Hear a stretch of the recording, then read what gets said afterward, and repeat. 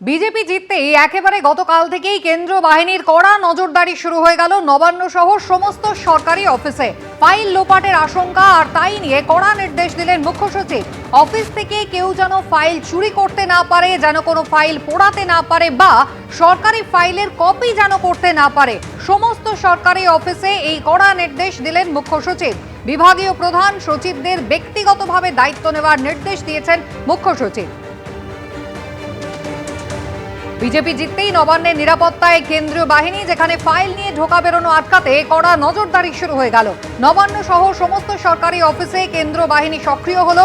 কেন্দ্রীয় বাহিনীর সঙ্গে নবান্নে কড়া নজরদারি শুরু করলো পুলিশও, যাতে কেউ ফাইল নিয়ে বেরোতে না পারে তা দেখার নির্দেশ দেওয়া হলো।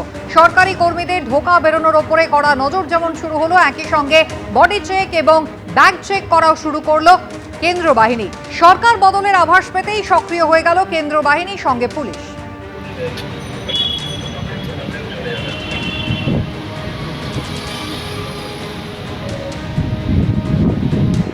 ব্যাগ চেক করা হলো, বডি সার্চ করা হলো, ফাইল সমস্ত কিছু। অন্যদিন হয় না, কোনোদিন হয় না।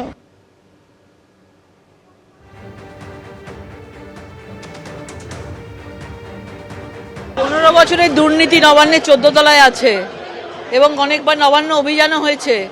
যা যা দুর্নীতি করেছে ওই নবান্ন থেকে একের পর এক খোলা হবে এবং যারা যারা জড়িত ছিল অ্যাডমিনিস্ট্রেটিভ শুরু থেকে আমরা বারবার বলে আসছি, যারা মানুষকে লুট করেছে, মানুষকে পুরোপুরিভাবে এই সরকার যে লুট করেছে তৃণমূল সরকার, তার প্রত্যেকটার তদন্ত হবে।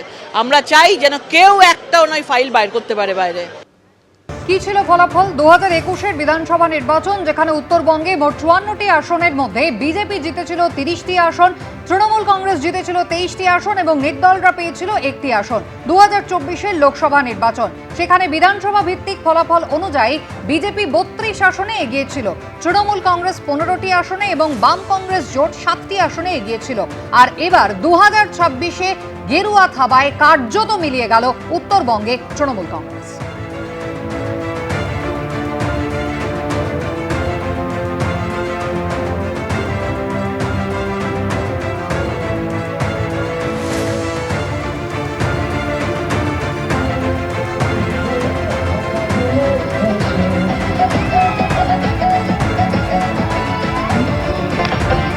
বাকি যারা যে কটা হয়েছে তারাও এবার রাস্তায় আর বেরোতে পারবে না,